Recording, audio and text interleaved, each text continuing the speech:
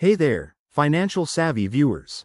Welcome to today's quick guide on how to change your employment information on Credit Karma in 2025. With jobs changing faster than ever, keeping your profile updated is key to accurate credit monitoring and personalized financial advice. Whether you've landed a new gig or just need to tweak your details, this step-by-step tutorial will get you sorted in under 2 minutes. Let's dive right in. First, open the Credit Karma app or website and log into your account using your email and password. If you're new, signing up is free and straightforward, just follow the prompts. Once logged in, you'll land on your dashboard. Look for the Profile or Account Settings icon, usually in the top right corner, and give it a click. In the Profile section, scroll down to find your personal information. You'll see categories like Contact Details and Employment History.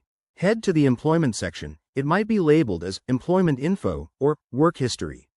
Here, you'll spot your current details. Next to them, there should be an Edit or Update button. Click that to open the editable form.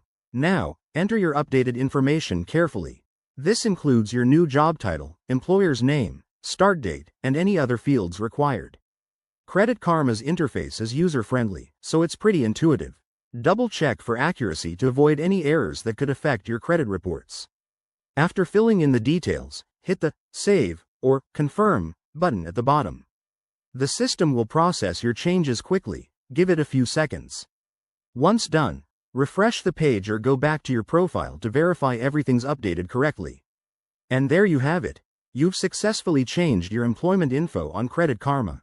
Remember, staying current with your details can lead to better financial insights and offers tailored to your situation. If you found this helpful, hit that like button, subscribe for more tips, and let us know in the comments if you have any questions.